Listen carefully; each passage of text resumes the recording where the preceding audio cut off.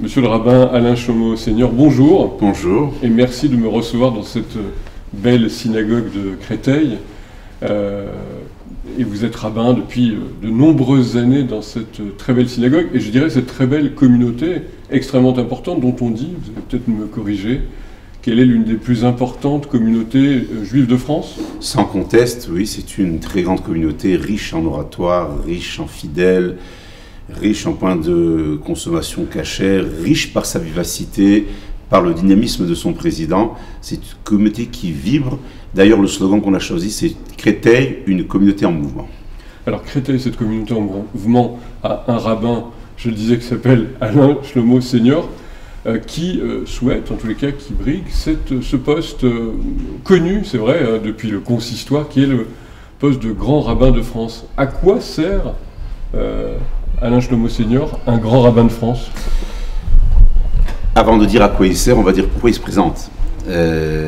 Aujourd'hui, après 30 ans de carrière rabbinique avec des postes divers, Montpellier, où je œuvrais pour les étudiants, la direction de l'école Otsar Torah, où j'ai acquis une expérience pédagogique et éducative, 15 ans de collaboration avec le Grand Massitruc, m'a permis de connaître parfaitement les rouages de cette grande maison, le consistoire central, et aujourd'hui bientôt 20 ans à la tête de cette magnifique communauté où on est en prise directe avec les vrais problèmes au quotidien d'une communauté.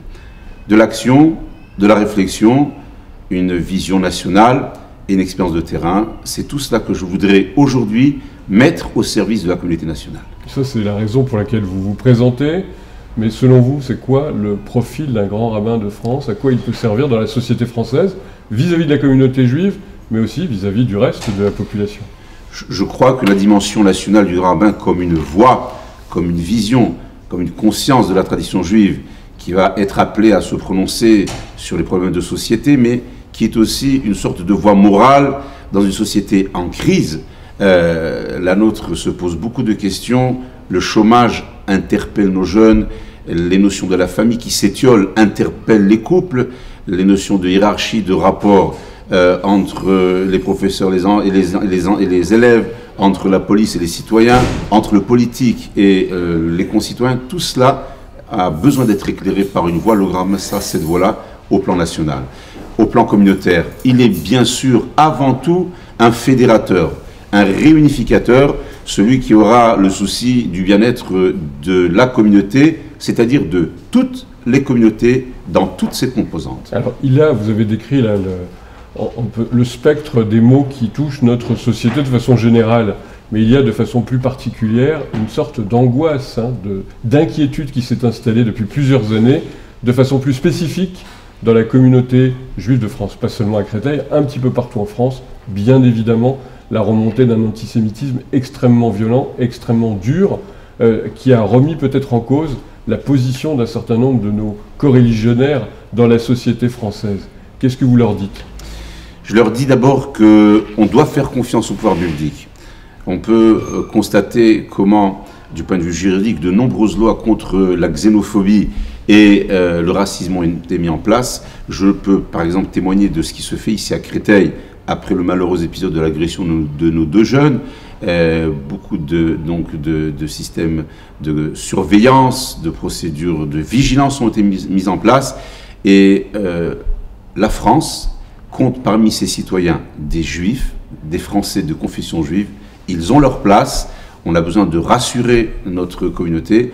On a besoin de dire qu'elle a encore un rôle très fort à jouer ici en France. Alors justement, ce rôle qu'elle a joué ici en France et dans toutes les villes, la communauté juive, par définition historiquement, est assez représentée dans l'ensemble du territoire français que vous avez commencé d'ailleurs à visiter dans le cadre de cette campagne. Petite ou grande communauté de France, quelle vous a semblé être finalement la priorité absolue pour un grand rabbin pour aller à la rencontre de ces communautés? Alors, du point de vue de ces communautés de province, c'est vrai que nous avons commencé un périple et étant moi-même un enfant de la province, je sais que le grand rabbin de France risque de tomber dans le piège de ce que j'appellerais le parisianisme, une espèce d'hyperconcentration sur la capitale. Il s'y passe beaucoup de choses, il s'y dit beaucoup de choses. Mais le cœur de métier du grand rabbin de France, c'est de s'occuper des communautés. C'est un grand rabbin qui doit être présent sur le terrain. Je propose dans mon programme d'être présent dans les conseils d'administration qui réuniront les rabbins, les présidents, les élus, de participer aux réflexions, aux débats, aux interrogations. Et puis, de là où je me trouverai, je tenterai d'apporter des solutions efficaces, concrètes. Nos communautés ont besoin d'être entendues dans leurs besoins quotidiens, ont besoin d'être sorties d'une sorte de relatif isolement dû à la distance géographique entre Paris et les régions. Très concrètement, quel est le problème qui peut se poser à une communauté de province, petite ou moyenne? Les grandes communautés régionales sont pourvues de rabbins, de structures. Les petites communautés, parfois, ont du mal à s'approvisionner en cachère. Souvent, manquent de rabbins ou même de lecteurs de Torah, ont des problèmes de Talmud et Torah. On a imaginé un Talmud Torah à une espèce de réseau national avec des responsables devant un terminal d'ordinateur qui va donner des cours, accompagner, corriger. Il y a tout ce qui est ce vécu quotidien pour lesquels le Grand Rabbin de France se devra, à ce devoir d'écouter, d'accompagner et d'apporter des solutions concrètes. Aujourd'hui, dans cette élection au Grand Rabbinat de France, c'est évidemment aussi l'image du judaïsme qui est en jeu, la représentation du judaïsme vis-à-vis à la fois des pouvoirs publics et de l'ensemble du pays, on peut dire, de la communauté nationale. Qu'est-ce que vous dites en un mot, monsieur le rabbin Alain Shlomo Senior, à ceux qui vous regardent aujourd'hui et qui voudraient vous porter à la tête du Grand Rabbinat?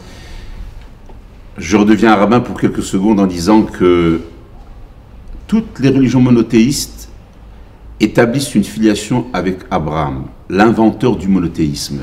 Une géniale découverte qui tranchait avec toutes les formes d'idolâtrie et toutes les exactions commises en son nom.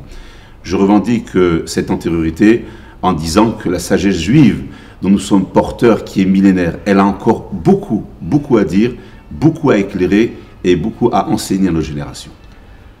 Monsieur le rabbin Alain Shlomo Senior, merci. Merci à vous.